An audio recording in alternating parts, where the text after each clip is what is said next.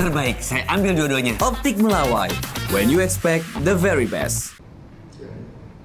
Ya, saya kira belum apa-apa DPR sudah mau mencoba otoriter. Sejak kapan mereka punya hak untuk melarang anggota DPR untuk bersuara tentang apapun?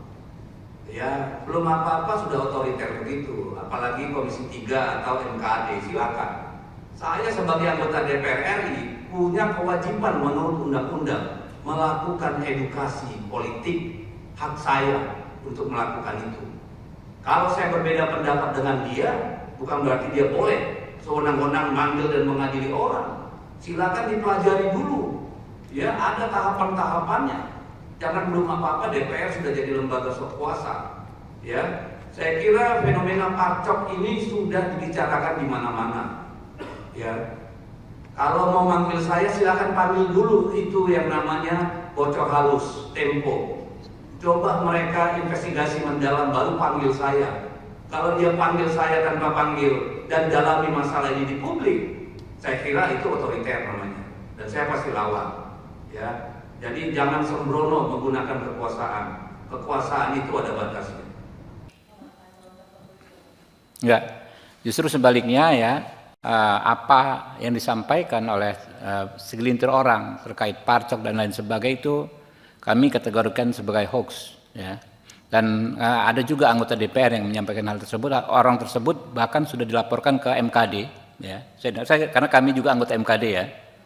Orang tersebut sudah dilaporkan ke MKD. Kami ingin meminta keterangan beliau apa yang menjadi bukti, ya, apa yang menjadi dasar juga disampaikannya tuduhan tersebut. Namanya pilkada ini tidak hanya antar dua kubu, ya. Karena jadi hampir nggak mungkin Kapolri ya menggunakan institusinya untuk kepentingan kubu tertentu. Karena di pilkada itu bisa terjadi mix, ya, antar kubu partai-partai politik, gitu kan. Di provinsi A misalnya partai A berkoalisi dengan partai B. Di provinsi lainnya berseberangan. Ya, jadi secara logika nggak logis, ya. Dan kami minta sesama teman-teman anggota DPR, walaupun kita bebas berpendapat, tapi harus didasarkan pada bukti-bukti yang kuat. Jangan hanya narasi-narasi, karena ini justrulah yang akan bisa menjadi situasi tidak kondusif. Saya dengar orang tersebut sudah dilaporkan di MKD. Kalau dilaporkan di MKD, prosedurnya tentu akan dipanggil, dimintai keterangan, dan diminta untuk membuktikan. Kalau tidak bisa membuktikan, tentu ada konsekuensinya. Ya.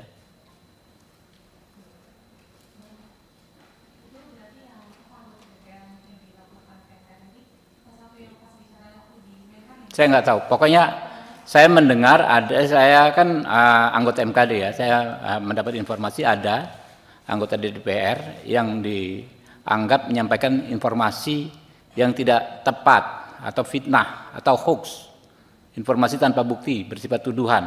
Ya kan anggota DPR itu kalau secara hukum memang imun, tapi di MKD kami punya mekanisme supaya setiap pernyataan itu tidaklah bernuansa fitnah. Gitu. Justru disitulah menerobos yang namanya imunitas anggota DPR tersebut. Memang tidak bisa dipersoalkan secara hukum, tapi tentu bisa dipermasalahkan di MKD. Terbaik, saya ambil dua-duanya. Optik Melawai, when you expect the very best.